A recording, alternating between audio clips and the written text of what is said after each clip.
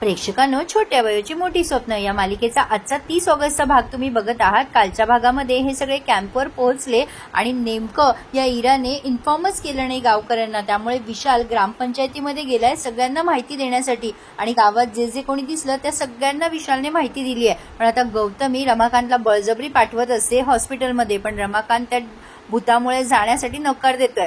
गौतमी त्याला म्हणते, हे बघा रमाकांत भाऊजी, जावं तर तुम्हाला लागेल, हवं तर मी शुभंकरला सांगते की तिथे तुम्हाला पाठवू नका म्हणून। रमाकांत म्हणतो, खरंच वहिनीनू असं कराल का तुम्ही? आता ही गौतमी म्हणते, सांगितलं ना तुम्हाला करेल मी, पण तुम्ही घाबरू नका, त्या बयोचा प्लॅन आहे सगळा, तुम्हाला कळत कसं नाहीये? आता आपलं काम करायचंय आपल्याला, लवकरात लवकर तुम्ही आज हॉस्पिटलला पोहोचा। आणि आता प्रेक्षकांनो, रमाकांतने बळजबरी हो म्हणलंय आणि सुमनला डब्बा दे असं तो सांगतोय ओरडून। पण आता प्रेक्षकांनो, गौतमीचा काय प्लॅन ठरलाय, ती बयो तिथे नाहीये ना हॉस्पिटलमध्ये, तर आता ही तिच्या फेक औषधांची डिलिव्हरी हॉस्पिटलमध्ये आज करणार आहे। पण आता ती पकडली जाते कशी काय ते बघत राहा। सगळं बरं चालू आहे प्रेक्षकांनो। इरा वाट बघतीये गौतमीच्या फोनची की गौतमी केव्हा फोन करेल आणि बयो तिथून निघून जाईल। पण आता गौतमीचं काहीतरी तिसरंच काम चालू आहे, त्यामुळे ती काही इराची मदत करत नाही। इकडे इराने जरा चुकी केली आहे, त्यामुळे विशाल तिला काल ओरडलेला पण असतो आणि आता मात्र विशालने सगळ्या गावकऱ्यांना पाठवलंय। आता बयो विचारते आरवला, काय रे आरव दादा, खूप वेळ झाला, विशाल सर तुझ्यासोबत गेले होते, अजून का नाही आले? आरव म्हणतो, अगं ते ग्रामपंचायतीमध्ये गेले। तेवढ्यात राजाराम काका आरवला आवाज देतात म्हणून आरव निघून जातो। आता गावकऱ्यांची चांगलीच गर्दी जमली आहे कॅम्पसाठी। बयो सगळ्यांना अटेंड करत असते आणि विशाल आता रस्ता चुकलाय प्रेक्षकांनो। काल काय झालंय की गावातले काही गावगुंड आलेत आणि यांना धमकी देतात की आमचे औषधं तुम्ही विकत घ्या का विकत द्या, असं काहीतरी समथिंग लाईक दॅट।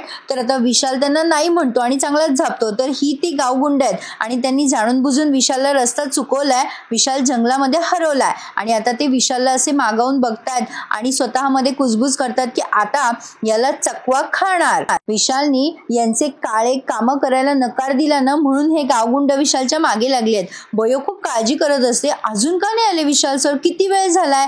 आता हे तिघे जण आहेत गावगुंड, त्यातला एक जण विशाल पुढे जात असताना मागून मुद्दाम विशालला भीती दाखवायचा प्रयत्न करतो, मध्येच झाडांची लाकडं काय पाडतो, मागून रस्त्यामध्ये काटे काय टाकतो, पण तरी सुद्धा विशाल रस्ता शोधत शोधत जरा जंगलाच्या आतमध्ये निघून गेलाय। आता बयोला वाटतं फारच वेळ झालाय, आता काही झालं तरी मला जायला हवं आणि इरा बयोवर लक्ष ठेवून असते की अजून हिला मम्माचा कॉल का नाही आला, काय चाललं असेल मम्माचं। प्रेक्षकांनो, मी वेगळ्याच फोनमध्ये आज रेकॉर्डिंग केली आहे, त्यामुळे आवाज जरा तुम्हाला असा येईल। तर आरवला ती पुन्हा बोलवते बयो आणि म्हणते, अरे आरव दादा, खरंच फारच उशीर झालाय रे, विशाल सर अजून आलेले नाहीयेत। पण आता बयो विचार करते की आपण स्वतःच जायचं आणि विशाल सरांना शोधायचं। इरा मात्र बयोवर कायम लक्ष ठेवू नये। इकडे या रमाकांतला हॉस्पिटलमध्ये नेलंय गौतमीने आणि तिची औषधं हॉस्पिटलमध्ये पुरवायला सुरुवात केली आहे। आता रमाकांत फोनवर टाइमपास करत असताना गौतमी त्याच्यावर ओरडते की लवकर लवकर आवरा म्हणून। तेवढ्यात तिला इराचा कॉल येतो। इरा म्हणते, मम्मा काय चाललंय तुझं? एरवी बयोला त्रास देण्यामध्ये माझ्यापेक्षा जास्त तुझा इंटरेस्ट असतो। गौतमी म्हणते, अगं इरा, तू पण आहेस ना तिथे, तू बघ ना बाई काय करायचंय ते, मी कामामध्ये बिझी आहे ग जरा। इरा म्हणते, मम्मा हे तुझं अति होतंय, मी तुला पहिल्यांदा काहीतरी काम सांगतेय आणि तू मलाच ॲटिट्यूड देतेयस, ते काही चालणार नाही मम्मा, तू करणार आहेस की नाही करणार आहेस ते सांग मला, आणि नसेल जमत ना तर राहू दे, माझं मी बघून घेईल। आता गौतमी तिला म्हणते, हो मी तुला तेच म्हणतेय की ह्या वेळेला तुझं तू बघून घे, मी जरा कामामध्ये आहे। पण आता इरा खूप चिडते गौतमीवर आणि फोन कट करते तिचा राग। पण आता बयो मात्र विशालला शोधायला निघाली आहे आणि इकडे रमाकांत आता ते सगळे औषधं हॉस्पिटलमध्ये पुरवण्याचे कामं करतोय। गौतमी त्याला म्हणते, भाऊजी टाइमपास नका करू, लवकर लवकर हात चालवा। रमाकांत चिडचिड करत असतो आणि म्हणत असतो, काय टाइमपास करतोय वहिनी, मी चालवतोय तर खरी माझा हात।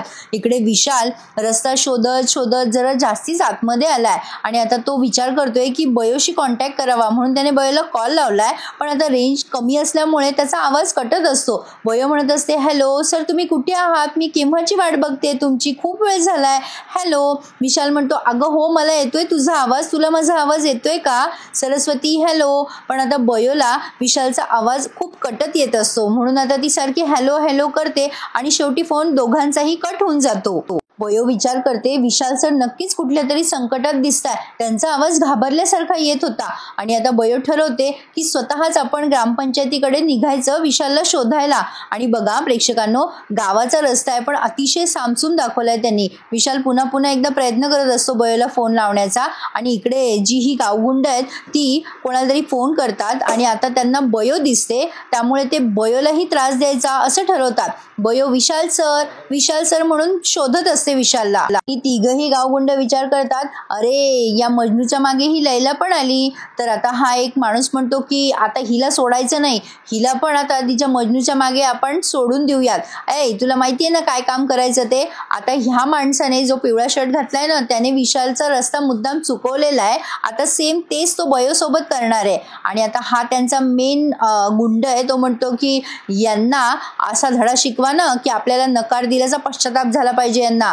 प्रेक्षकांनो, आता बयो पुढे पुढे जातीये पण तिला रस्ता सुचे ना कुठून जावं. आता नेमकं विशालने पण ह्याच पत्त्या म्हणजे इथल्याच जागी पत्ता विचारलेला असतो की कुठे जायचं. आता तेवढ्यात बयोला तो पिवळ्या शर्टवाला माणूस दिसतोय आणि इकडे या माणसाच्या सांगण्यावरनं त्याने ते सगळे काटे आणि रस्ता जो बंद केलेला असतो तो बाजूला करतो तो, कारण बयोला त्यांना आतमध्ये मुद्दाम भुलवायचंय. बघा हा माणूस समोर येतो बयोच्या आणि म्हणतो, काय हो मॅडम कुठे चाललात. बयो म्हणते, आमचा कॅम्प लागला इथे गावामध्ये, आमचे सर आहेत ना ते ग्रामपंचायतीकडे गेले, कुठे मला रस्ता सांगाल का.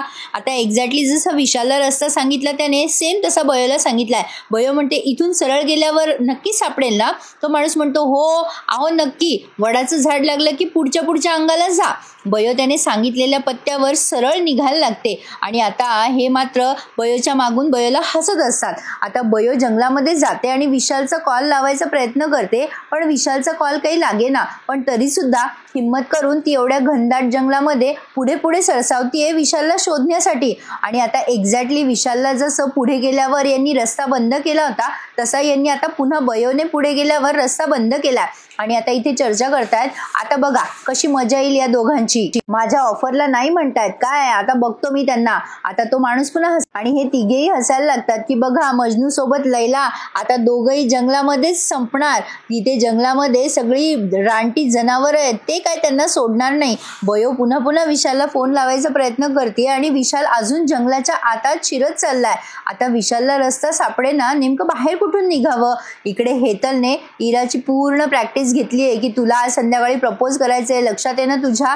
आणि आता मस्त टेबल वगैरे सजव, असं कर तसं कर. इराला तिने फुल हवा दिली आहे. इरा एवढी विसरून गेली आहे या सगळ्या नादात की ती कॅम्पची लीडर आहे आणि कॅम्प सुद्धा तिला यशस्वीपणे पार पाडायचा आहे. इरा करतीये व्यवस्थित काम, पण या प्रपोजच्या आयडियामुळे जरा ती काय सांगता येईल वाट चुकली आहे तिची असं म्हणायला हरकत नाहीये. आणि प्रेक्षकांनो काय होतं, नवीन मालिकेचा रिव्ह्यू करता करता मला खूप उशीर होतो आणि मी पण एक माणूसच आहे ना.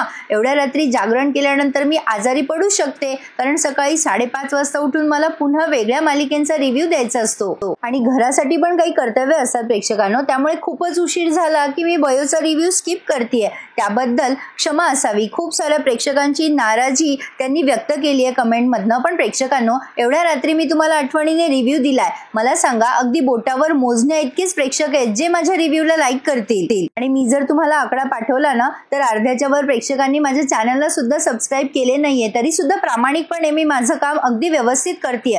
असो, आय होप तुम्ही देखील गृहिणी असाल आणि काम करत असाल तर नक्कीच माझा हा प्रॉब्लेम समजू शकाल. पण मी पूर्ण प्रयत्न करेल तुम्हाला बयो देण्याचा. मला देखील बयो द्यायचा आहे आणि बयो दिला नाही तर मलाही वाईट वाटतं. कधी कधी अपवाद असते परिस्थिती. असो, तर आता इरा वाट बघते विशालच्या येण्याची आणि आता बयो वाट बघते विशालला शोधण्याची. प्रेक्षकांनो, आज त्यांनी हाच थरार दाखवलाय सगळा की बयो विशालला शोधतीये जंगलामध्ये आणि विशाल रस्ता हरवलाय. पुढच्या भागामध्ये गौतमीला पकडलंय शुभमकरांनी आणि आता बयोला विशाल सापडलाय आणि दोघही जण जंगलामध्ये रोमॅन्टिक झालेत. आता बहुधा तरी इराच्या प्रपोजच्या आधी विशालच बयोला प्रपोज करतो की काय असं मला वाटतंय. काय वाटतं तुम्हाला, मला कमेंट करून कळवा आणि बघा जमल्यास लाईक करायला विसरू नका.